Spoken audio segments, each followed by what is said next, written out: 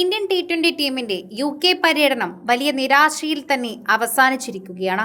ആഴ്ചക്കിടെ 2 പരമ്പരകളാണ് പുതിയ ക്യാപ്റ്റൻ ശ്രേയസ് അയ്യർക്ക് കീഴിൽ ഇന്ത്യക്ക് കൈവിടേണ്ടി വന്നത്.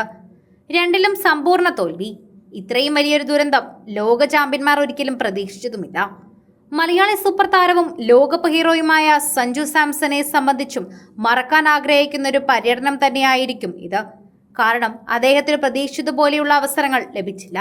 അവസരം കിട്ടിയ ചുരുക്കം കളികളിലാവട്ടെ കഴിവിനൊത്ത പ്രകടനം പുറത്താക്കാനുമായില്ല. ഇതോടെ ഇന്ത്യൻ ജേഴ്സിയിൽ സഞ്ജുവിന്റെ അടുത്ത മത്സരത്തിനായാണ് ലോകമെമ്പാടുമുള്ള ആരാധകരും മലയാളികളുമെല്ലാം കാത്തിരിക്കുന്നത്. ഇനി എപ്പോഴായിരിക്കും അദ്ദേഹത്തിന്റെ മറ്റൊരു അഗ്രസീവ് ഇന്നിംഗ്സ് നമുക്ക് കാണാൻ സാധിക്കുക എന്നും ഇതിനെക്കുറിച്ചും എല്ലാവരും ഇപ്പോൾ ചർച്ച ചെയ്യുകയാണ്. സഞ്ജുവിന്റെ അവസരങ്ങൾ ഇങ്ങനെ നഷ്ടപ്പെടുമോ എന്നതും പലരും പറയുന്നുണ്ട്. എല്ലാവരും വളരെയധികം ചർച്ച ചെയ്യുകയും ചെയ്യുന്നുണ്ട്. ഓരോ കാര്യങ്ങളും വളരെയധികം സോഷ്യൽ മീഡിയയിൽ തന്നെ ചർച്ച ചെയ്യുകയും അതുപോലെ തന്നെ പറയുകയും ചെയ്യുന്നുണ്ട്. ഇന്ത്യൻ ടീമിനോടൊപ്പം ഉടനെ ഒന്നും സഞ്ജു സാംസണിനെ കാണാൻ കഴിയില്ലെന്നാണ് എല്ലാവരും കരുതുന്നത്. അതിനായി കുറച്ചധികം തന്നെ കാത്തിരിക്കേണ്ടതായി വരും. ഇത് പക്ഷേ ഇന്ത്യൻ ടീമിന് ടി-20യിൽ ഉടനെ ഒന്നും മത്സരിക്കാനില്ലാത്തത് കാരണമാകും തെറ്റിദ്ധരിക്കാൻ വരട്ടെ. ടീമിന് കളിയില്ലാത്തതിനാൽ തന്നെ മറിച്ച് സ്ക്വാഡിൽ സഞ്ജുവില്ലാത്തതും പ്രശ്നമാണ്.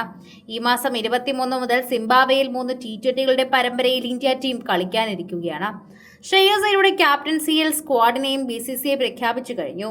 പക്ഷേ സഞ്ജു അടക്കം UK പര്യടനത്തിൽ ടീമിന്റെ ഭാഗമാകാൻ തന്നെ തയ്യാറാകുകയും ഭാഗമാകുന്നതുമൊക്കെ ആരാണ്? 7 പേരെ സിംബാബ്വെ പരിഗണിച്ചിട്ടുമില്ല.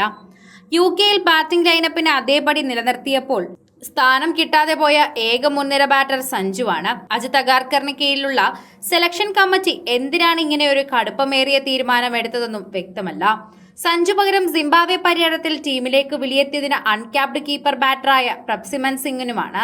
ജൂലൈ 26-നാണ് ഇന്ത്യയുടെ സിംബാബ്വെ പര്യടനം അവസാനിക്കുക.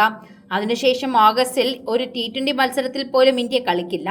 സെപ്റ്റംബർ 17 മുതൽ 22 വരെ ജപ്പാനിൽ നടക്കുന്ന ഏഷ്യൻ ഗെയിംസിലെ ക്രിക്കറ്റാണ് ഇന്ത്യയിൽ തന്നെ ദൗത്യമായി മാറുന്നത്. ടി-20 ഫോർമാറ്റിലായിരിക്കും ഗെയിംസിലെ ക്രിക്കറ്റ് പോരാട്ടങ്ങൾ എന്നുകൂടി പറയുന്നു. നേരത്തെ പ്രഖ്യാപിച്ചിട്ടുള്ള ടീമിൽ സഞ്ജുവും ഉൾപ്പെട്ടിട്ടുണ്ട്.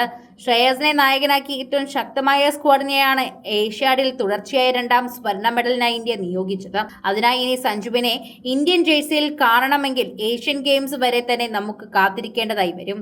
അതിനിടെ സെപ്റ്റംബർ ആദ്യവാരം ബംഗ്ലാദേശിൽ ഇന്ത്യൻ ടീമുമായി 3 വീതം ടി-20കളും ഏകദിനങ്ങളും കളിച്ചേക്കുമെന്നും തന്നെ റിപ്പോർട്ടുകളുണ്ട് എന്ന് തന്നെ കൃത്യമായി പറയാം. ഇരു ക്രിക്കറ്റ് ബോർഡുകളും അന്തിമ തീരുമാനം ഇതുവരെ എടുത്തിട്ടില്ല എന്നതാണ് ഇതിന് പിന്നിലെ യഥാർത്ഥ വശമെന്ന് കൂടി പറയേണ്ടതായുണ്ട്.